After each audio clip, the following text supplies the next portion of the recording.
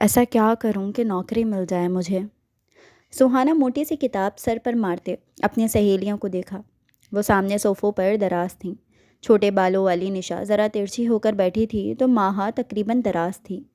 میز پر پیزا کا خالی ڈبہ ویسے ہی پڑا تھا اور جھوٹے گلاس بھی اٹھانے کی زحمت کسی نے نہیں کی تھی۔ دنیا چاند سے آگے پہنچ رہی ہے اور ایک یہ سہانا ہے جس کے چھوٹے مسائل بھی حل نہیں ہوتے۔ ماہا نے کوہنی کے بل چہرہ اوپر کرتے کہا۔ سہانا نے کتاب بے دلی سے پاس چھوڑ دی اور ماہا کو گھورا۔ نوکری کوئی چھوٹا سا مسئلہ ہے کیا؟ اگر مجھے جاب نہ ملی تو میرا کیا ہوگا؟ اس بڑے شہر میں گزارا کیسے کروں گی؟ سہانا آخر میں روحاں ہو گئی۔ نشا نے ہمدردی سے اسے دیکھا۔ ہم ہیں نا، تم پریشان کیوں ہوتی ہو؟ نشا نے کہا۔ کب تک تم لوگوں پر بوجھ بنوں گی؟ اور اگر جاب نہ ملی تو ماموں میری شادی کر دیں گے۔ سہانا کی زندگی کم اور مسائل زیادہ تھے۔ یار، ایک تو انتہائی ٹاکزک ننھیال ہے تمہارا، اور وہ تمہاری مامی تو اس لائق ہی نہیں کہ اس سے بات کی جائے۔ ماہا نے نفرت سے سر جھٹکا۔ نشا نے افسوس سے سر ہلایا۔ سہانا کے ماں باپ نہیں تھے۔ وہ اپنی نانی کے پاس رہتی تھی۔ جب تک نانی زندہ تھیں تب تک تو سب ٹھیک رہا، مگر ان کے مرنے کے بعد اس کی مامی نے اس کی زندگی اجیرن کر دی تھی۔ بڑی مشکل سے اسے شہر میں آنے کی اجازت ملی تھی، صرف اس شرط پر کہ وہ نوکری کرے گی اور پیسے مامی کو بھیجے گی۔ نشا اور ماہا اس کی پکی سہیلیاں تھیں۔ وہ ان دونوں کے ساتھ ہاسٹل میں رہ رہی تھی، مگر 1 مہینہ ہونے کو آیا تھا، اسے جاب نہیں ملی تھی۔ وہ سب تو ٹھیک ہے، مگر جاب نہ ملی تو واقعی مشکل ہو جائے گی۔ نشا نے ہمدردی سے کہا۔ تم نے وہ جو حیات والی ID سے اپلائی کیا تھا، جاب کے لیے وہ ملی کہ نہیں؟ ماہا کو ایک دم سے یاد آیا تھا۔ سہانے نے ایک سیکنڈ ہینڈ موبائل لیا تھا اور اس موبائل میں حیات کاظمی نام کی فیس بک پروفائل ویسے ہی لاگ ان رہ گئی تھی۔ اسی ID پر بہت ساری جابس کی آفر تھیں۔ ان تینوں نے 2-3 جابس کے لیے اپلائی کر دیا تھا۔ ہاں، وہ تو یاد ہی نہیں رہا، چیک کرتے ہیں۔ ماہا کے کہتے ہی نشا اس کا موبائل لے آئی تھی۔ اب وہ تینوں سر جوڑ کر بیٹھ گئیں۔ پہلی 2 جاب سے کوئی جواب نہیں تھا، مگر تیسری کمپنی کی جانب سے اسے ہائرنگ کے لیے بلایا گیا تھا۔ وہ حیات کاظمی کے شاید جاننے والے تھے۔ یس یس یس، جاب مل گئی، جاب مل گئی، وہ تینوں ایک دم چلائیں، مگر تھوڑی دیر بعد سہانا ایک دم سی اداس ہوئی۔ یار، مگر یہ تو حیات کاظمی کی ID ہے اور چیٹ پڑھ کر لگ رہا ہے کہ وہ اس کو جاننے والے ہیں۔ ہاں، مگر یہ بھی تو دیکھو، انہوں نے حیات کو بچپن میں دیکھا تھا، اب وہ کیسی لگتی ہے اور وہ نہیں جانتے۔ نشا نے ایک دم اس کی پریشانی حل کی۔ ہاں، وہ حیات کو پرسنلی نہیں جانتے، بس واقفیت کی بنا پر نوکری دے رہے ہیں۔ تم اپنا نام حیات بتا دینا، ماہا پرجوشی سے بولی۔ مگر یہ تو دھوکہ دینا ہوگا نا؟ سہانا کو کچھ ٹھیک نہیں لگ رہا تھا۔ ارے تم زیادہ مت سوچو، جاب مل گئی ہے، کل جوائننگ دو، ورنہ شادی کے لیے تیار ہو جاؤ۔ ماہا نے اسے 2 راستے دکھائے۔ سہانا کو نہ چاہتے ہوئے بھی یہ بھی ماننی پڑی تھی۔ کیا پہنوں یار؟ ایک تو پتہ بھی نہیں وہ حیات کاظمی کیسی ہے، کیسے کپڑے پہنتی ہے۔ ڈریسنگ مرر کے سامنے کھڑی سہانا کے چہرے پر ہوائیاں اڑی تھیں۔ کمرے میں بیڈ پر جا بجا کپڑے بکھرے تھے۔ انسان ہی دکھتی ہوگی اور ایسے ہی کپڑے پہنتی ہوگی۔ تم زیادہ ٹینشن نہ لو، بس کام پر جاؤ۔ نشا نے اسے ایک گہرے نیلے رنگ کی لمبی قمیض لا کر دی۔ ماہا دروازے پر کھڑی سے سہانا کو جانچ رہی تھی۔ یہ پہن لو، تم پر سوٹ کرے گا، نشا نے ڈریس اسے تھماتے کہا۔ سہانا لٹکے منہ کے ساتھ چینج کرنے چلی گئی۔ تھوڑی دیر جب وہ واپس آئی تو واقعی اچھی لگ رہی تھی۔ یہ ہوئی نا بات، حیات کاظمی؟ ماہا نے اترا کر اسے دیکھا۔ دیکھنا، آج تو آفس کا باس ہی تمہیں دیکھ کر لٹو ہو جائے گا۔ نشا نے اسے بیڈ پر سے دوپٹہ اٹھا کر دیا۔ وہ انکل احمد ہیں، کافی ایجڈ ہیں، وہ کیوں مجھ پر لٹو ہونے لگے؟ سہانا نے بال باندھ کر دوپٹہ اوڑھ لیا۔ باقی 2 لڑکیوں کے تو منہ ہی لٹک گئے۔ ہاں، ہم تو بھول ہی گئے، یہ تو بوڑھے باس کا آفس ہے، یعنی محبت کے کوئی چانس نہیں۔ ماہا نے ٹھنڈی سی آہ بھری۔ ناشتہ کرنے کے بعد سہانا ماہا کے ساتھ ہی آفس کے لیے آئی۔ اس کے پاس اسکوٹر تھا۔ خود وہ ایک بیکری پر کام کرتی تھی۔ نشا ایک اسکول میں ٹیچر تھی۔ ٹریفک کی وجہ سے سہانا جیسے تیسے وہ دفتر پہنچی تھی۔ پہلے ہی 5 منٹ کی تاخیر ہو چکی تھی۔ ماہا کے ڈراپ کرتے ہی وہ ایک تیز رفتار طوفان کی طرح پارکنگ لاٹ سے باہر نکلی۔ نگاہیں موبائل پر تھیں، جو ایک میسج کی نوٹیفیکیشن سے روشن ہوا تھا، اور ذہن کہیں اور مصروف تھا۔ اور پھر دھڑام! سہانا پورے زور سے کسی ٹھوس چیز سے ٹکرائی۔ اس کے ہاتھ سے پرس اور کچھ ضروری کاغذات نیچے گرے۔ سر اٹھا کر دیکھا تو سامنے ایک بلند قامت، انتہائی نفاست سے سوٹ میں ملبوس شخص کھڑا تھا، جس کی پیشانی پر غصے کی ہلکی سی شکن پڑ چکی تھی۔ اندھی ہو کر چلتی ہو، اس شخص نے تیکھے لہجے میں کہا۔ تم جیسی لڑکیاں ہوتی ہیں، آنکھیں گھر رکھ کر آتی ہیں۔ سہانا، جو پہلے ہی لیٹ ہونے کی وجہ سے جلی بھنی بیٹھی تھی، فوراً آگ بگولا ہو گئی۔ میں گھر رکھ کر آئی تھی تو کیا ہوا؟ آپ کی آنکھیں تو پاس تھی نا، دیکھ کر چلتے۔ وہ اسے گھور کر تیزی سے جھکی اور کاغذات اٹھائے۔ خود بے دہانی میں آتے ہیں اور الزام مجھ پر۔ آپ کو تو بات کرنے کی بھی تمیز نہیں ہے، کھڑوس کہیں کے۔ وہ بیگ اٹھانے کے بعد دوبارہ بولی۔ سامنے کھڑے آدمی نے تیکھے چتنوں سے اسے گھورا۔ وہ اسد احمد خان تھا، جو کہ خاموش مزاج اور با اختیار ہونے کے لیے مشہور تھا۔ آج تک کسی نے اس لہجے میں بات نہیں کی تھی، مگر یہ لڑکی اسے تمیز کہہ رہی تھی۔ اس نے تھوڑی کھجاتے غصے سے سہانا کو دیکھا۔ تم جانتی بھی ہو تم کس سے بات کر رہی ہو؟ انداز الجھا تھا۔ جی نہیں، اور نہ ہی مجھے جاننے کا شوق ہے، سہانا نے بے پرواہی سے کہا۔ میرے پاس آپ سے لڑنے کا وقت نہیں ہے، مجھے اپنے باس سے ملنا ہے۔ وہ اسے وہیں غصے سے کھولتا چھوڑ کر سیدھی لفٹ کی طرف بھاگی۔ اسد احمد خان وہیں کھڑا کچھ سوچتا رہا تھا۔ سہانا کو لفٹ نہیں ملی تھی، اسی لیے اسے سیڑھیوں سے جانا پڑا تھا۔ جیسے تیسے وہ اوپر پہنچی تھی۔ ریسیپشن سے پوچھنے کے بعد وہ سیدھا باس کے دفتر میں آئی تھی۔ اجازت لینے کے بعد جب وہ اندر آئی تو سامنے کھڑے مرد کی پشت ہی دکھائی دی۔ السلام علیکم انکل۔ سہانا مہا کی رٹوائی لائنز یاد کر کے آئی تھی، مگر جب وہ مرد پلٹا تو وہ ایک لمحے کے لیے سہانا پتھر کی مورت بن گئی۔ شاندار دفتر میں پچھلی دیوار پر لگے شیشے سے شہر کا نظارہ کرتے ہوئے جو شخص کھڑا تھا وہ وہی تھا جس سے وہ نیچے پارکنگ میں لڑ کر آئی تھی۔ اسد احمد خان نے ایک محفوظ نظر اس لڑکی پر ڈالی۔ اس کے چہرے پر ایک فاتحانہ مسکراہٹ ابھری۔ وعلیکم السلام، تو آپ ہیں حیات کاظمی؟ وہ مسکراتا اپنی کرسی پر آ بیٹھا۔ جی وہ میں مگر آپ کون ہیں؟ احمد انکل کہاں ہیں؟ یہ آفس تو ان کا ہے نا، باس تو وہی ہیں۔ وہ جھجکتے ہوئے بولی۔ آپ کے انکل بیرون ملک گئے ہیں، اس لیے آج کل ان کا بیٹا یعنی میں یہ دفتر سنبھال رہا ہوں، اور فی الحال یہاں کا باس میں ہوں، وہ مسکراتے ہوئے کہہ رہا تھا۔ سہانا کی رہی صحیح ختم ہو گئی۔ مطلب وہ باس ہی لڑ کر آئی تھی۔ سر میرا مطلب ہے میں بہت معافی چاہتی ہوں اپنے رویے پر، اس نے کانپتی ہوئی آواز میں بمشکل کہا۔ اسد نے اسے کرسی کی طرف اشارہ کیا۔ ویسے تو شرمندگی دکھ نہیں رہی ہے آپ کے چہرے پر، مگر بیٹھیں، آپ بابا کی سفارش پر یہاں آئی ہیں، اس لیے آپ کو برداشت کرنا ہی پڑے گا۔ ایکسکیوز می، میں نے کوئی سفارش نہیں کروائی، احمد انکل نے خود مجھے بلایا ہے۔ سہانا تپ کر بولتے کرسی پر بیٹھی۔ اسد نے دلچسپی سے اسے دیکھا، پتہ نہیں کیوں مگر اس کی بدتمیزی بھی اسے ناگوار نہیں گزر رہی تھی۔ ہو تو کافی بدتمیز، مگر خیر، آپ کو میری اسسٹنٹ کو اسسٹ کرنا ہے، آپ وردہ کے ساتھ کام کریں گے۔ اسد نے انٹرکام اٹھا کر وردہ کو بلایا۔ اور ایک بات، بھلے ہی آپ بابا کو جانتی ہیں یا پھر ان کے ساتھ آپ کے ساتھ اچھے ٹرمز ہوں، مگر آپ کو یہاں کام پراپر کرنا ہوگا، کوئی رعایت نہیں ملے گی۔ وردہ کے آنے تک وہ اسے مزید واضح بتا گیا۔ جی بہت بہتر، سہانا نے بہت ضبط سے کہا۔ وردہ کے آتے ہی اسد نے اسے سارا کام سمجھا دیا۔ سہانا اس کے پیچھے ہی دفتر سے نکل آئی۔ ایک بات کی تسلی تھی، وردہ کافی اچھی تھی، وہ اس کے ساتھ آرام سے کام کر سکتی تھی۔ اگلے چند دن سہانا کے لیے امتحان سے کم نہیں تھے۔ روز کا معمول تھا کہ اسد احمد خان کو کافی دینا، اور ہر بار اس میں کوئی نہ کوئی خامی نکال لی جاتی۔ کبھی چینی زیادہ ہوتی، کبھی کم، کبھی گرم نہیں، کبھی بہت زیادہ گرم۔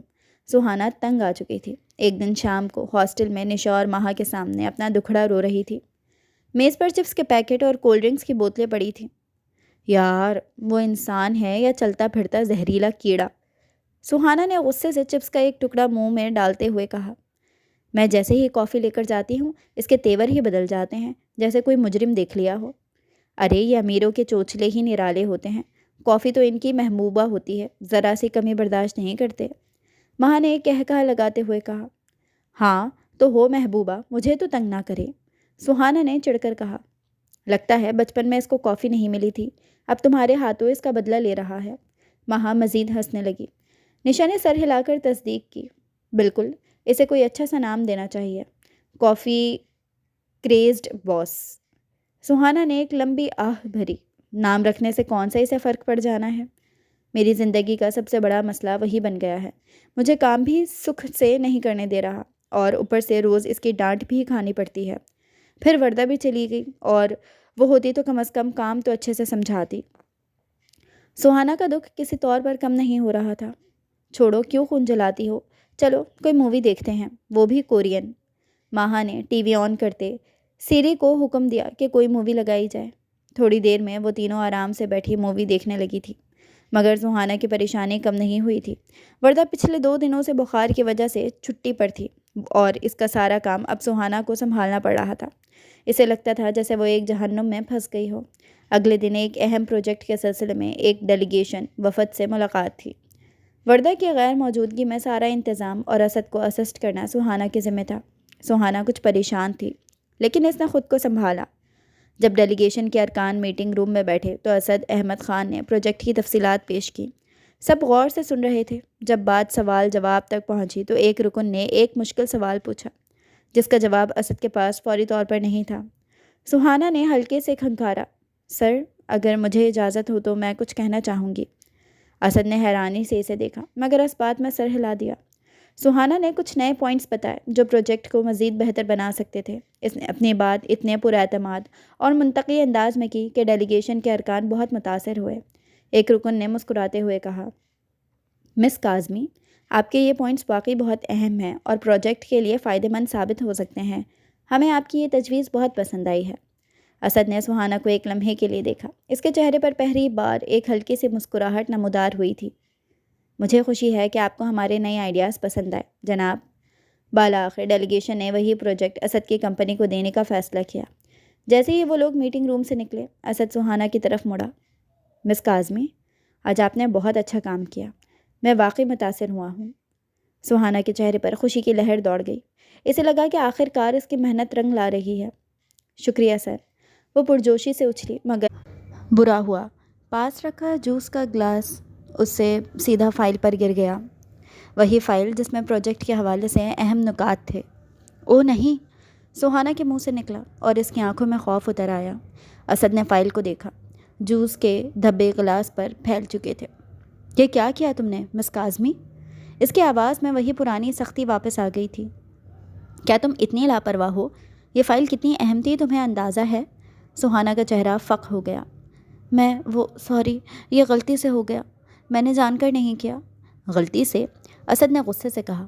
अब यह गलती तुम्हें पूरी रात जागकर ठीक करनी होगी। यह फ़ाइल मुझे कल सुबह से पहले चाहिए और इसकी एक भी चीज़ में कमी नहीं होनी चाहिए। जाओ और दोबारा तैयार करो इसे। सुहाना को जैसे किसी ने ठंडे पानी का घूंट पिला दिया। वो खामोशी से फ़ाइल उठाकर अपनी डेस्क पर वापस आई। इसे लग रहा था जैसे इसके सारे अच्छे लम्हात चंद सेकंड में ही बर्बाद हो गए थे।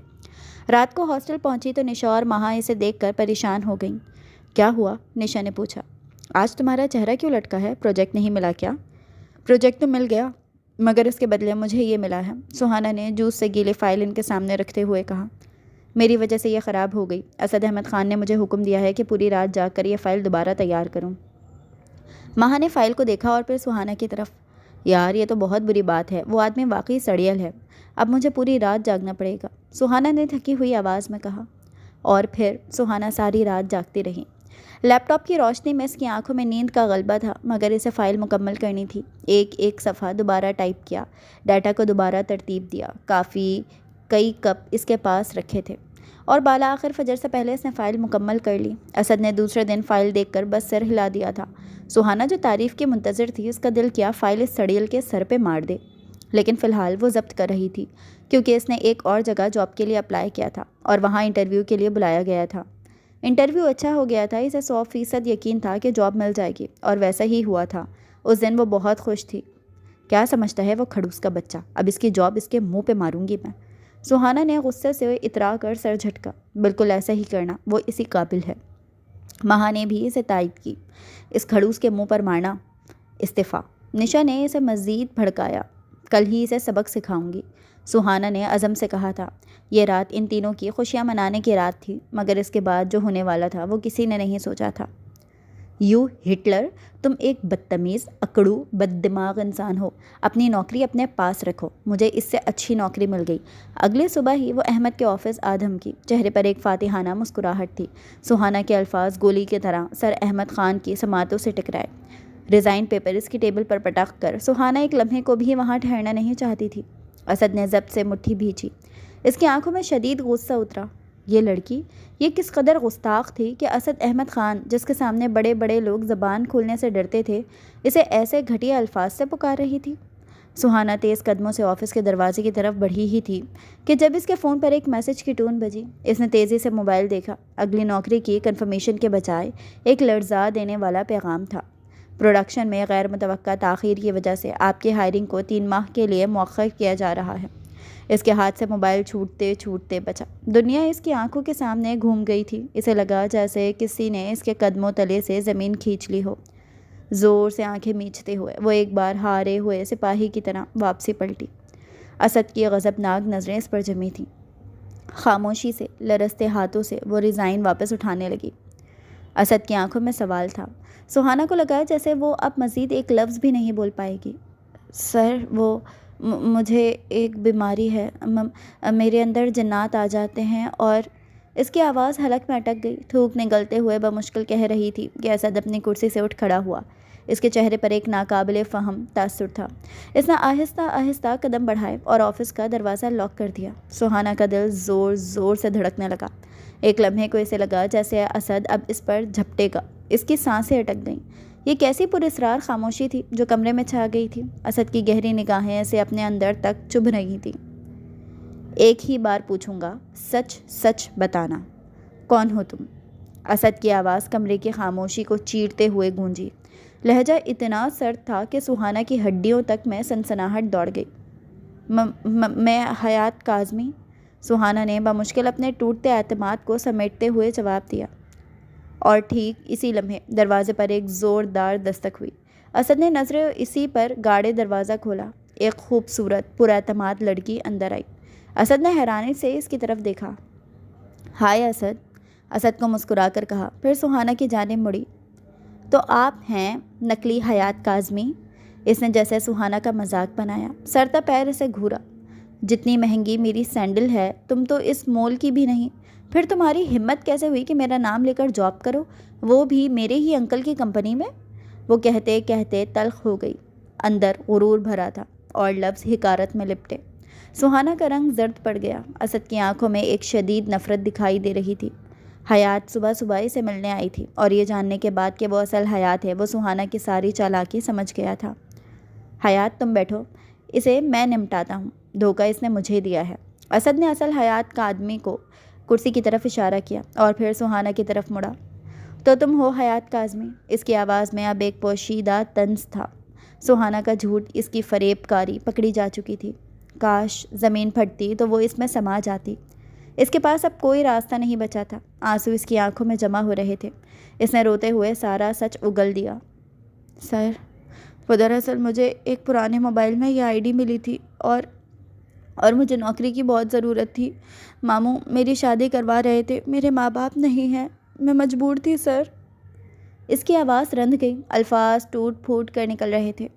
جھوٹ، ایک بار پھر سے تم جھوٹ بول رہی ہو۔ وہ اس کا ہاتھ پکڑتے سے باہر سب کے سامنے لے آیا۔ سر پلیز، میں نے جو بھی کیا مجبوری میں کیا، سہانا نے رندھی آواز میں کہا تھا۔ باہر سب کام چھوڑے تماشا دیکھنے لگے تھے۔ اسد کے چہرے پر نفرت ابھری۔ مجبوری؟ دھوکہ دہی کو مجبوری نہیں ہوتی مس، تم جیسی لڑکیاں ہوتی ہیں جو امیر لڑکوں کو پھنسا کر دولت لے کر بھاگ جاتی ہیں۔ یہاں بھی اسی لیے حیات کاظمی بن کر آئی تھی نا؟ اسد کا لہجہ حقارت بھرا تھا۔ اتنے سارے لوگوں کے سامنے وہ اسے بے عزت کر رہا تھا۔ اس کا سر شرم سے جھک گیا تھا۔ تم جیسی جھوٹی اور موقع پرست لڑکیوں کی اس دفتر میں کوئی جگہ نہیں۔ تمہیں شرم آنی چاہیے کہ اتنے بڑے جھوٹ کا سہارا لیا۔ اب نکلو یہاں سے اور دوبارہ میری نظروں کے سامنے مت آنا۔ اس نے انگلی سے دروازے کی طرف اشارہ کیا، جیسے اس کی موجودگی سے آفس کی فضا ناپاک ہو رہی ہو۔ سہانا کی روح تک کانپ گئی۔ اس نے ایک آخری نظر اسد پر ڈالی، جس کی آنکھوں میں صرف حقارت تھی۔ اپنے آنسو پوچھتی ہوئی سر جھکائے وہ اصل حیات کاظمی کے حیران چہرے اور اسد کی غضبناک نگاہوں سے بچتی ہوئی وہ اپنے کیبن کی جانب آئی، اپنے مختصر سی چیزیں اٹھائیں اور دفتر سے باہر نکل گئی۔ باہر نکل کر وہ پھوٹ پھوٹ کر رو دی۔ اسے لگا جیسے اس کی ساری دنیا، ساری امیدیں چند لمحوں میں ہی راکھ ہو گئی ہوں۔ ہاسٹل پہنچ کر وہ سیدھا اپنے کمرے میں گئی۔ نشا اور مہا ابھی تک واپس نہیں آئی تھیں۔ اس نے بے بسی کے عالم میں اپنا سامان پیک کرنا شروع کیا۔ اسے لگا کہ اب اس کے پاس کوئی آپشن نہیں بچا تھا۔ اب وہ صرف گاؤں واپس جا کر شادی ہی کر سکتی تھی۔ اس نے ایک نوٹ لکھا جس میں اس نے اپنا سارا حال دل لکھا اور اسے اپنی میز پر رکھ کر چپ چاپ ہاسٹل چھوڑ کر چلی گئی۔ اس کا دل درد سے پھٹا جا رہا تھا۔ جب نشا اور ماہا شام کو واپس آئیں تو کمرے میں سہانا کو نہ پا کر پریشان ہو گئی۔ ان کی نظر میز پر رکھے نوٹ پر پڑی۔ نشا نے لرزتے ہاتھوں سے نوٹ اٹھایا اور پڑھنا شروع کیا۔ ایک ایک لفظ اس کے دل پر تیر بن کر لگ رہا تھا۔ نشا، ماہا، مجھے معاف کرنا۔ میرا جھوٹ پکڑا گیا۔ اسد احمد خان نے مجھے سب کے سامنے ذلیل کیا اور دفتر سے نکال دیا۔ میرے پاس اب کوئی راستہ نہیں بچا۔ میں گھر واپس جا رہی ہوں اور میری شادی ہو جائے گی۔ تم دونوں کا بہت شکریہ کہ تم میرے ساتھ تھیں۔ تم لوگوں کے ساتھ یہ دن میری زندگی کے بہترین دن تھے۔ الوداع۔ نشا کی آنکھوں میں آنسو سیلاب بن کر امڑ آئے۔ یہ کیا ہو گیا؟ ماہا غصے سے مٹھی بھینچ رہی تھی۔ اسد احمد خان، اس سڑیل کی تو میں خبر لوں گی۔ اسے ہمارے سہانا کے ساتھ ایسا کیسے کیا؟ اسے تو میں مزہ چکھاؤں گی۔ اس کی آنکھوں میں انتقام کی چمک تھی۔ نشا نے آنسو پوچھتے ہوئے کہا، پہلے سہانا کو ڈھونڈنا ہوگا۔ میں آج ہی اس کی طرف نکلتی ہوں۔ اسے ایسے اکیلے نہیں چھوڑ سکتے۔ ماہا نے سر ہلاتے ہوئے کہا، تم جاؤ سہانا کے پاس اور اسے سنبھالو۔ یہاں اس ہٹلر کا دماغ ٹھیک کرنے کی ذمہ داری میری ہے۔ اگلے دن صبح ماہا غصے سے بھری ایک طوفان کی مانند اسد احمد خان کے دفتر میں داخل ہوئی۔ اس کی آنکھوں میں غصے کی آگ جل رہی تھی اور وہ کسی بھی صورت ہار ماننے والی نہیں تھی۔ ریسیپشنسٹ نے اسے روکنے کی کوشش کی مگر ماہا نے اس کی ایک نہ سنی اور سیدھا اسد کے آفس کا دروازہ کھول دیا۔ اسد اپنے کرسی پر بیٹھا ایک فائل دیکھ رہا تھا۔ سہانا کے معاملے کے بعد اس کے اندر ایک عجیب سی بے چینی تھی مگر وہ اسے نظر انداز کر رہا تھا۔ دروازہ کھلنے کی آواز پر اس نے سر اٹھایا تو سامنے ایک چھوٹی بالوں والی غصے میں بھری لڑکی کو کھڑا پایا۔ تمہیں کس نے اجازت دی اندر آنے کی؟ باہر جاؤ، اسد نے سخت لہجے میں کہا۔ ماہا ایک قدم بھی پیچھے نہیں ہٹی۔ اس کی آنکھوں میں آنسو نہیں تھے بلکہ حقارت اور غصہ بھرا تھا۔ وہ 2 قدم آگے بڑھی اور اسد کی میز پر دونوں ہاتھ رکھ کر جھک گئی۔ تم اس قابل بھی نہیں ہو کہ تمہیں انسان کہا جائے، اسد احمد خان۔ ماہا کی آواز گرجدار تھی۔ تم نے سہانا کے ساتھ جو کیا وہ شرمناک ہے۔ اسد حیران رہ گیا۔ اسے سمجھ نہیں آیا کہ یہ لڑکی کون ہے اور کون سہانا، اور تم کون ہو؟ فوراً یہاں سے نکلو ورنہ میں سیکیورٹی کو بلاتا ہوں۔ میں اس کی دوست ہوں اور وہ لڑکی جسے تم نے جھوٹا اور موقع پرست کہہ کر دھتکارا ہے، سہانا ابراہیم، وہ دوست ہے میری۔ ماہا نے نفرت سے جتا کر کہا، کیا تمہیں اندازہ بھی ہے کہ وہ کتنی مجبوری میں تھی؟ اگر اسے جاب نہ ملتی تو اس کی ظالم مامی ایک بوڑھے سے آدمی سے اسے بیاہ دیتی۔ اسے ماں باپ کا سایہ نہیں ملا، تمہاری طرح سونے کا چمچ لے کر پیدا نہیں ہوئی وہ۔ ماہا کی باتوں سے اسد کو یکدم کل والا واقعہ یاد آیا۔ اس کے لہجے میں سختی اگلے لمحے ہی اتر آئی، ساتھ ہلکی سی جھنجھلاہٹ بھی تھی۔ اس کی ذاتی مجبوریوں سے مجھے کوئی سروکار نہیں ہے۔ اس نے دھوکہ دیا، جھوٹ بولا اور میرے آفس میں فراڈ سے نوکری حاصل کرنے کی کوشش کی۔ تم اس کی دوست بھی ویسی ہی بدتمیز ہو۔ تم اب 1 منٹ بھی یہاں نہیں ٹھہرو گی۔ اسد نے انٹرکام اٹھانا چاہا۔ ماہا نے اس کے ہاتھ پر جھپٹ کر انٹرکام اٹھانے سے روک دیا۔ سنو، تمہاری ہی کمپنی وہ لڑکی صاف کام کرنے آئی تھی اور ایمانداری سے کام کر کے گئی تھی، اور کام کے دوران اس نے تمہارے ایک انتہائی اہم پروجیکٹ کو بچایا ہے۔ یہ بات تم بھی اچھی طرح جانتے ہو۔ ہر روز تمہاری ڈانٹ سنی۔ نام نے علاوہ اس نے کوئی جھوٹ نہیں بولا، مگر تم نے کل اسے ذلیل کیا کیونکہ تم جیسے امیر زادے ہوتے ہی ایسے اکھڑ اور بدمزاج ہیں۔ تمہاری نظر میں کسی کی مجبوری کی کوئی ویلیو نہیں۔ تم سب ہوتے ہی بے حس ہو۔ ماہا نے انٹرکام میز پر پٹخا۔ اسد نے آنکھیں میچ کر بہت کچھ ضبط کیا۔ اسے سہانا کی ذہانت بھی یاد آئی، وہ پوائنٹس جو اس نے میٹنگ میں بتائے تھے اور جن کی وجہ سے انہیں پروجیکٹ ملا تھا، مگر ساتھ ہی اسے سہانا کی وہ بدتمیزی اور اس کا جھوٹ بھی یاد آیا۔ دیکھو لڑکی، مجھے جھوٹ سے سخت نفرت ہے اور یہاں سارا مسئلہ ہی جھوٹ کا ہے اور میں اس بات پر سمجھوتا نہیں کر سکتا۔ تمہاری دوست نے جو کیا اس کی یہی سزا تھی۔ اسد نے اپنی کرسی سے کھڑے ہوتے ہوئے کہا۔ اس کا قد اور رعب ماہا پر حاوی ہونے لگا۔ ماہا نے اس کی نفرت بھانپ لی۔ وہ ایک لمحے کو خاموش ہوئی، پھر اس نے اپنی جیب سے سہانا کا نوٹ نکالا اور اس کی میز پر پٹخ دیا۔ وہ ہاری ہوئی، مجبور اور ٹوٹا ہوا دل لے کر اپنے ننھیال گئی ہے، جا کر اپنی شادی کو قبول کرنے۔ تم ہی جیت گئے۔ تم ایک انسان کو ہرا کر بہت خوش ہو لو، اور یہ اس کا آخری پیغام ہے جو اس نے ہم دونوں کے لیے لکھا تھا۔ اسے پڑھنا، بے حس انسان۔ یہ کہہ کر ماہا غصے اور بے بسی کے عالم میں پیچھے مڑی اور تیز قدموں سے آفس سے باہر نکل گئی۔ اسد وہیں کھڑا رہا۔ اسے نوٹ کی طرف دیکھنے کی ہمت بھی نہیں ہو رہی تھی۔ حیات کاظمی نام کی جعلی اسسٹنٹ کا معاملہ ختم ہو چکا تھا، مگر اس کے اندر ایک عجیب سا احساس رہ گیا تھا۔ کچھ دیر بعد تجسس اور کچھ پچھتاوے کے زیر اثر اس نے جھک کر وہ نوٹ اٹھایا۔ اس پر سہانا کے آنسوؤں کے دھبے تھے۔ اسد احمد خان نے سہانا کا لکھا آخری پیغام پڑھنا شروع کر دیا۔ نشا، ماہا مجھے معاف کرنا، میرا جھوٹ پکڑا گیا۔ اسد احمد خان نے مجھے سب کے سامنے ذلیل کیا اور دفتر سے نکال دیا۔ میرے پاس اب کوئی راستہ نہیں بچا۔ میں واپس گھر جا رہی ہوں اور میری شادی ہو جائے گی۔ تم دونوں کا بہت شکریہ کہ تم میرے ساتھ تھیں۔ تم لوگوں کے ساتھ یہ دن میری زندگی کے بہترین دن تھے۔ الوداع۔ اسد نے نوٹ کو ہاتھ میں تھاما۔ اس کی آنکھوں میں جو غصہ تھا وہ اب ہلکی سی پریشانی میں بدل چکا تھا۔ وہ بار بار اپنے آپ سے پوچھ رہا تھا، کیا واقعی یہ سب میری وجہ سے ہوا؟ کیا میں نے اس کی مجبوری نہیں دیکھی؟ کیا میں واقعی بے حس ہوں؟ اسے سوہانہ کی روحان سی شکل اور کانپتی ہوئی آواز یاد آئی، اور اسے یاد آیا اس کا وہ جملہ جو اس نے استعفیٰ واپس لیتے وقت کہا تھا، سر وہ مجھے بیماری ہے، میرے اندر جنات آ جاتے ہیں۔ اور اسد نے غصے سے مٹھی بھینچ لی اور نوٹ میز پر پھینک دیا۔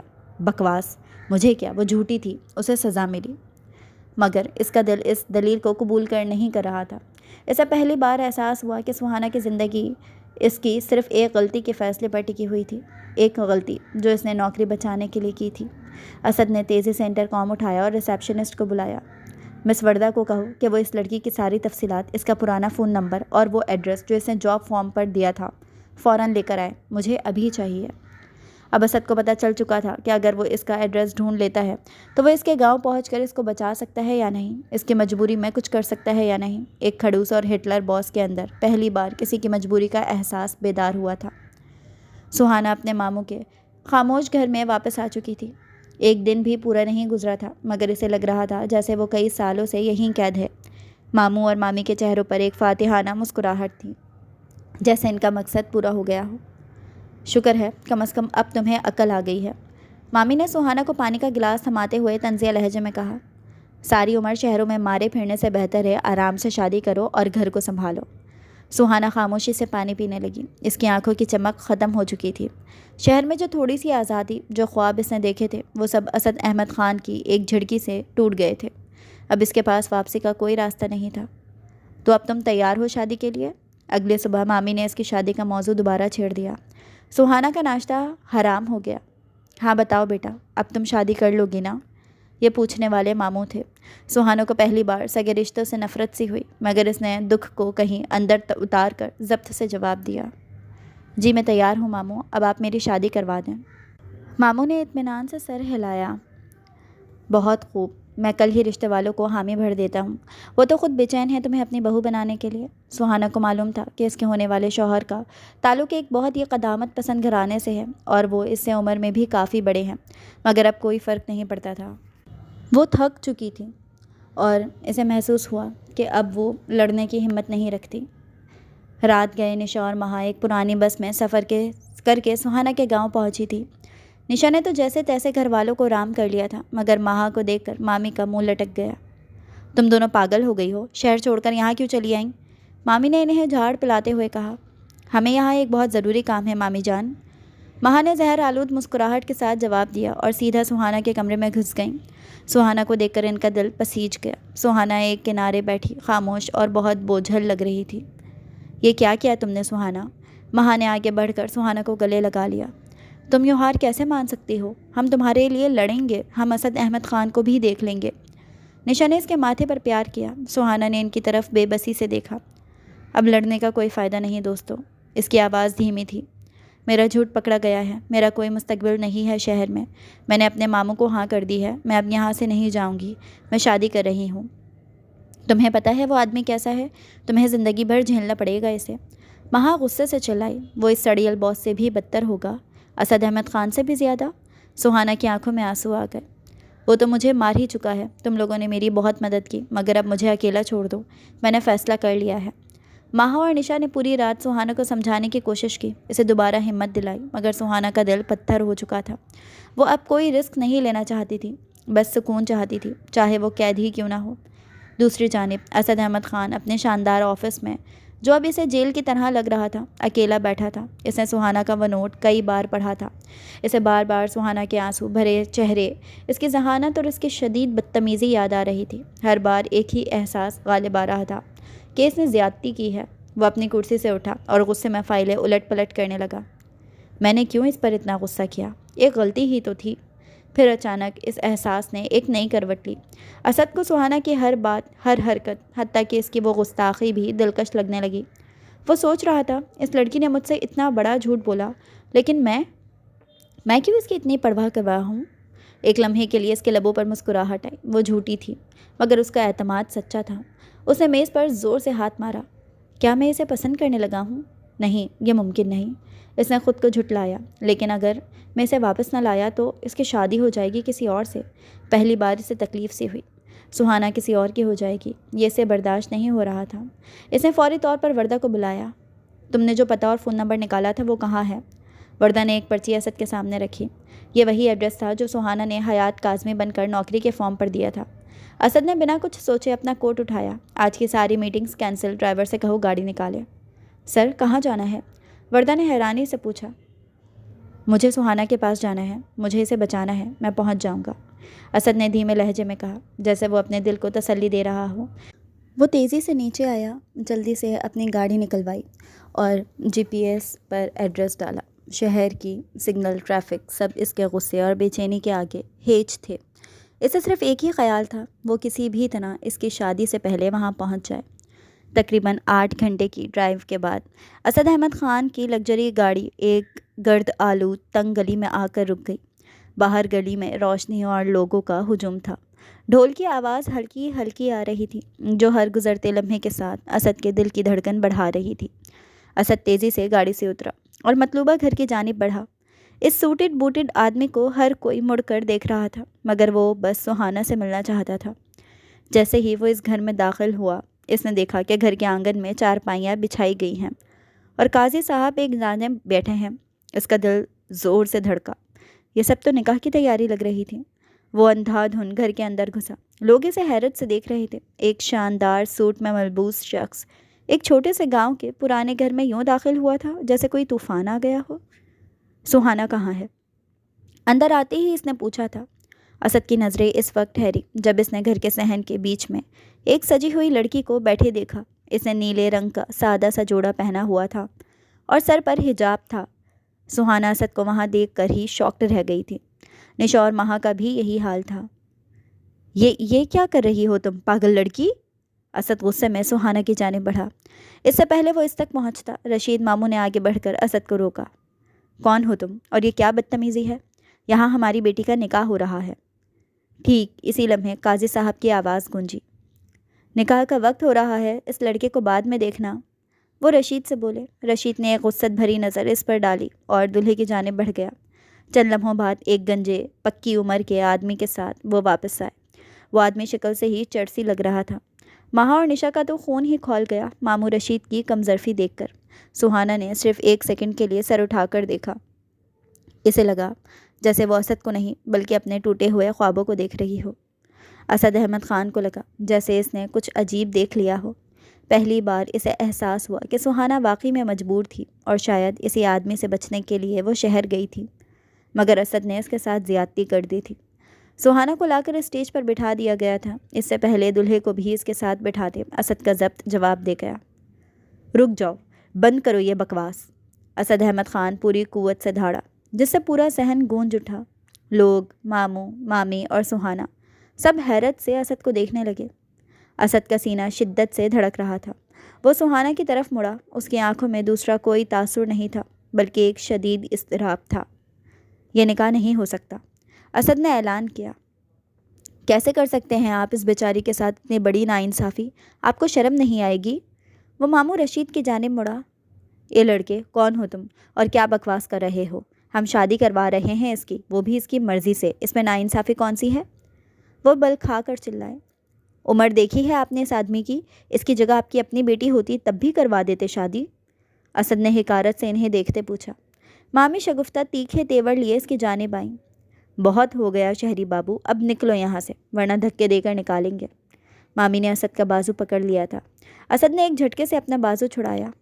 अगर हिम्मत है तो मुझे रोक कर दिखाए कोई। इसके एक इशारे पर मसलिहा गार्ड्स अंदर आए थे। बाकी सबको सांप सूंघ गया था। वो मज़े से कॉलर झाड़ता है स्टेज की जानिब आया। सो मिस सुहाना, मैं तो याद हूँगा ना तुम्हें? मैं वही बेहिस अकड़ू बॉस। वो हंसा, फिर रुक कर इसे देखा। वो हैरत ज़दा सी इसे देख रही थी। तुमने ठीक कहा था, मैं ही बदतमीज़ और अकड़ू हूँ, मगर ये शादी नहीं हो सकती। میں یہیں تمہارے سامنے اعتراف کر رہا ہوں۔ تمہاری مجبوری میں نے نہیں سمجھی، مگر اب میں تمہیں وہ سب کچھ دے سکتا ہوں جو تم چاہتی ہو۔ اسد نے ایک لمبا سانس لیا اور ساری دنیا کی پرواہ کیے بغیر حیرت زدہ کھڑی تھی۔ اپنے دل کی بات کہہ ڈالی۔ میں تم سے محبت کرنے لگا ہوں مس سہانا ابراہیم۔ اسد احمد خان کے محبت بھرے اعتراف نے جیسے پورے ماحول میں ایک دھماکہ کر دیا۔ نگاہ کی محفل میں خاموشی چھا گئی۔ سب حیرانی سے کبھی اسد کو اور کبھی سہانا کو دیکھ رہے تھے۔ سہانا نے لرزتے ہاتھوں سے اپنا ہیوی دوپٹہ اتار کر صوفے پہ رکھا اور اسد کی آنکھوں میں دیکھا۔ اس کی آنکھوں میں شدید دکھ، بے یقینی اور ایک ہلکا سا ڈر تھا۔ کیا کہہ رہے ہیں آپ؟ سہانا کی آواز بمشکل نکلی۔ کیا یہ کوئی اور ذلت ہے جو آپ مجھے دینا چاہتے ہیں؟ میں جانتی ہوں آپ مجھے جھوٹا اور موقع پرست سمجھتے ہیں۔ برائے مہربانی یہاں سے چلے جائیے۔ سہانا کی آواز میں سختی درائی تھی اور چہرے پر اجنبیت۔ اسد نے سب برداشت کرتے ایک قدم آگے بڑھایا۔ سہانا، تم ٹھیک کہتی ہو۔ میں نے تمہیں بہت تکلیف دی ہے۔ میں خود کو اس کے لیے معاف نہیں کر پا رہا، مگر میرا یہ اعتراف جھوٹ نہیں ہے۔ میں اس لیے یہاں نہیں آیا کہ تمہیں مزید ذلیل کروں، بلکہ اس لیے آیا ہوں کہ تمہیں ایک ایسی زندگی سے بچاؤں جو تمہیں مرنے کے لیے مجبور کر دے گی۔ وہ رکا اور پھر سب کی موجودگی میں وہ شاندار، کبھی نہ جھکنے والا مرد ایک گھٹنے کے بل سہانا کے سامنے جھکا۔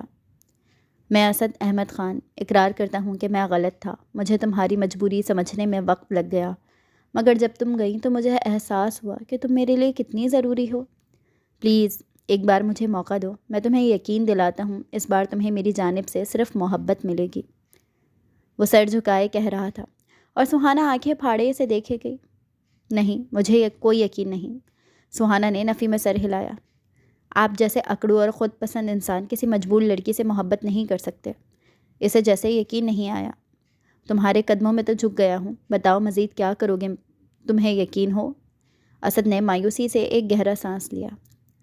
وہ ٹھیک کہہ رہا ہے سہانا، اسے معاف کر دو اور اسے قبول کر لو۔ نشا نے محبت سے اس کے کندھے پر ہاتھ رکھا۔ نشا ٹھیک کہہ رہی ہے سہانا، اسد احمد خان گھٹنوں پر جھکا ہے اور کسی بھی مرد کو صرف محبت ہی اس مقام تک لا سکتی ہے۔ اسے قبول کرو۔ ماہا نے مسکراہٹ سے اسد کو دیکھا۔ اس سے پہلے سہانا کچھ کہتی، ٹھیک اسی لمحے ماموں اور مامی غصے سے آگے بڑھے۔ یہ ڈرامہ نہیں چلے گا، اس لڑکی کا نکاح اسی وقت ہوگا، ماموں نے سختی سے کہا۔ اسد نے مڑ کر ان دونوں کو دیکھا، پھر سہانا کو، جس کے چہرے پر اقرار صاف لکھا تھا۔ اب مسئلہ ان چیپ لوگوں کا تھا۔ وہ دلچسپی سے مسکراتے ان تک آیا۔ اسد ان کے چہرے دیکھ کر ہی سمجھ گیا کہ یہاں دل کی باتوں سے زیادہ کوئی اور چیز کام کرے گی۔ اس نے ایک ٹھنڈی نظر ماموں مامی پر ڈالی اور پھر اپنی جیکٹ کی اندرونی جیب سے ایک چیک بک نکالی۔ آپ کو اپنی بھانجی کی اتنی فکر نہیں جتنی اس شادی سے ملنے والے پیسے کی ہے۔ ٹھیک ہے، میں بھی سودا کرتا ہوں۔ اسد نے ماموں مامی کو دیکھا۔ اس کے چہرے پر ایک سرد مسکراہٹ تھی۔ میں اس لڑکی کے نکاح کے بدلے آپ کو آپ کی سوچ سے بھی 10 گنا زیادہ رقم دینے کو تیار ہوں۔ میں چاہتا ہوں کہ آپ اپنی بھانجی کو خوشی خوشی اور اپنی مرضی سے مجھے دے دیں۔ اسد نے 20 لاکھ کا چیک ماموں رشید کی طرف بڑھایا۔ ماموں اور مامی دونوں کی آنکھیں حیرت سے پھیل گئیں۔ اتنی بڑی رقم انہوں نے خواب میں بھی نہیں دیکھی تھی۔ سہانا کا وجود تو ویسے بھی بوجھ ہی تھا اور اب یہ رقم اس بوجھ کو سونے میں بدل رہی تھی۔ ان کی ساری اخلاقیات فوراً پگھل گئی۔ ماموں نے جلدی سے چیک پکڑا، اسے لرزتے ہاتھوں سے دیکھا اور اسد کی طرف مڑے۔ ہم راضی ہیں۔ سہانا کی خوشی سے بڑھ کر ہمیں کچھ نہیں چاہیے۔ سہانا، تمہاری اور یہ نکاح یہیں ختم کرتے ہیں۔ ماموں نے فوراً قاضی صاحب سے بات کی اور نکاح کو ختم کرنے کا اعلان کروا دیا۔ ماہا اور نشا حیرت اور خوشی سے ایک دوسرے کو دیکھ رہی تھی۔ سہانا کو سب کچھ ایک خواب سا لگ رہا تھا۔ کیسے عین وقت پر اللہ نے اس کے لیے مدد بھیج دی تھی، اور شوق تھی مگر خوش بھی تھی۔ چلو سہانا۔ اسد نے سہانا کا ہاتھ تھاما۔ میں تمہیں یہاں سے دور لے چلتا ہوں۔ سہانا نے اس کے پیچھے کسی سائے کی مانند چلائی۔ چند دن بعد اسد، سہانا اور اس کی دوستیں سب شہر واپس آ چکے تھے۔ اسد نے سہانا کے لیے ایک عارضی جگہ کا انتظام کیا تھا اور اب اس نے فیصلہ کیا کہ وہ سب سے پہلے اپنے والد احمد صاحب کو سب بتائے گا، جو بیرون ملک سے واپس آ چکے تھے۔ اگلے دن اسد نے سہانا کو ساتھ لیا اور والد کے سامنے کھڑا ہو گیا۔ اس نے ساری کہانی حیات کاظمی بننے سے لے کر اپنی زیادتی اور گاؤں جا کر شادی توڑنے تک ایک ایک بات بتا دی۔ احمد صاحب، جو خود ایک تجربہ کار اور نیک دل انسان تھے، خاموشی سے سنتے رہے۔ آخر میں وہ اپنی کرسی سے اٹھے اور سہانا کی طرف مڑے۔ بیٹی، تمہاری مجبوری میں کوئی شک نہیں، مگر جھوٹ جھوٹ ہی ہوتا ہے۔ احمد صاحب نے نرم لہجے میں کہا، مگر یہ بھی سچ ہے کہ اس کم عقل لڑکے نے تمہارے ساتھ بہت زیادتی کی۔ انہوں نے ایک لمحے کے لیے اسد کی طرف دیکھا۔ میں دیکھ رہا ہوں کہ میرے بیٹے نے پہلی بار کسی کے لیے ہار مانی ہے اور اپنا غرور توڑا ہے۔ یہ بڑی بات ہے، یہ محبت سچی لگتی ہے۔ احمد صاحب نے پیار سے سہانا کے سر پر ہاتھ رکھا۔ بیٹی، کیا تم اس بیوقوف اور اکڑو لڑکے کو ایک موقع دے سکتی ہو؟ میں تمہیں یقین دلاتا ہوں یہ میرا بیٹا ہے اور یہ تمہیں کبھی تکلیف نہیں دے گا۔ سہانا کی آنکھوں میں نمی آ گئی۔ اسد نے جو کچھ کیا تھا اس کے بعد اب اسے یقین ہو گیا تھا کہ اسد کی محبت سچی ہے۔ جی انکل، سہانا نے سر جھکا کر قبول کیا۔ احمد صاحب نے خوشی سے مسکرا کر کہا، انکل نہیں بیٹا، اب اسے آپ مجھے پاپا کہہ سکتی ہیں۔ سہانا اس محبت پر مسکرا دی تھی۔ اور پھر وہ دن آیا، ایک شاندار شادی کی تقریب، جہاں کوئی مجبوری نہیں تھی، کوئی لالچ نہیں تھا۔ سہانا نے لال رنگ کا خوبصورت لباس پہنا تھا جو اسے بہت پسند تھا۔ مہا اور نشا اس کے ساتھ ہر قدم پر تھیں۔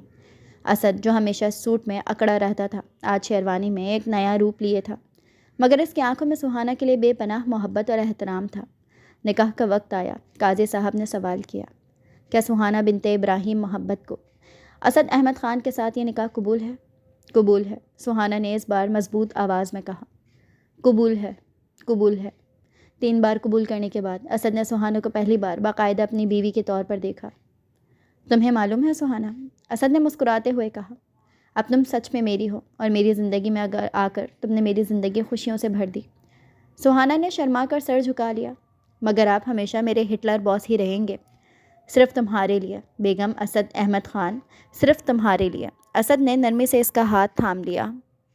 اسد احمد خان کے گھر کی چھت پر آج ستاروں کا میلہ لگا ہوا تھا۔ گھر کی بالکنی اور چھت کو نیلے اور گلابی کمکموں سے سجایا گیا تھا۔ فضا میں کیک اور تازہ پھولوں کی خوشبو پھیلی ہوئی تھی۔ آج ان کی بیٹی سونیا کی 3ری سالگرہ تھی۔ سہانا کے اصرار پر بیٹی کا نام سونیا رکھا گیا تھا۔ سہانا ایک خوبصورت ہلکے نیلے لباس میں ملبوس اپنی خوبصورت آنکھوں کے سب کو دیکھ رہی تھی۔ اس کی آنکھوں میں وہ سکون اور چمک تھی جو 3 سال پہلے ٹوٹے ہوئے دل اور خوف زدہ چہرے پر کبھی نہیں تھی۔ وہ اب ایک کامیاب کاروباری خاتون بھی تھی جو اب بھی اسد کے آفس کے کچھ پروجیکٹس کو دیکھتی تھی۔ اسد احمد خان آج بھی سوٹ میں ملبوس تھا، مگر اس کے اکڑ کی جگہ ایک شفیق مسکراہٹ نے لے لی تھی۔ وہ اپنی بیٹی چھوٹی سونیا کو گود میں لیے تھا، جو گلابی فراک میں کسی گڑیا سے کم نہیں لگ رہی تھی۔ پاپا، مجھے کانفیٹی کینن چاہیے، چھوٹی سونیا نے اپنی ننھی زبان میں فرمائش کی۔ ملے گا میری شہزادی، اسد نے جھک کر اس کے ماتھے پر بوسہ دیا اور سہانا کو دیکھا جو دور کھڑی مسکرا رہی تھی۔ ان کی چھوٹی سی محفل میں احمد صاحب، نشا اور مہا بھی موجود تھے۔ نشا اب بھی ٹیچر تھی، جبکہ مہا نے اسی بیکری کی چین میں ایک اچھی پوزیشن حاصل کر لی تھی جہاں وہ کبھی کام کرتی تھی۔ مہا نے سہانا کے قریب آ کر سرگوشی کی، تم نے دیکھا، ہٹلر آج بھی پولا ہٹلر ہی لگ رہا ہے، مگر صرف تمہارے لیے یہ رومیو بنا ہوا ہے۔ سہانا کھلکھلا کے ہنس دی۔ ہاں، لیکن اب یہ صرف میرا ہٹلر ہے۔ جب سب مہمان جا چکے اور گھر میں صرف ان کا چھوٹا سا خاندان رہ گیا تو اسد نے حیات کو سلا کر اسے جھولے میں لٹکا دیا اور خاموشی سے سہانا کے پیچھے آ کر کھڑا ہو گیا۔ سہانا بالکنی میں لگے کمکموں کو دیکھ رہی تھی۔ کیا سوچ رہی ہو؟ اسد نے نرمی سے اس کے کندھوں پر ہاتھ رکھتے ہوئے کہا۔ سہانا مسکرائی۔ آپ کو یاد ہے، آج سے 3 سال پہلے اسی دن میری زندگی ختم ہونے والی تھی۔ اسد نے اسے اپنی باہوں میں سمیٹ لیا اور اسی دن ایک نئی زندگی شروع ہوئی تھی۔ میری جان، اس نے سہانا کے سر پر اپنا تھوڑی رکھ دی۔ مجھے وہ دن نہیں بھولتا جب تم نے ریزائن لیٹر کو میری میز پر پٹکا تھا، اسد نے مزاحیہ انداز میں کہا، اور مجھے بدتمیز، اکڑو، بد دماغ ہٹلر کہا تھا۔ سہانا نے پیچھے پلٹ کر اسے دیکھا۔ کیا میں غلط تھی؟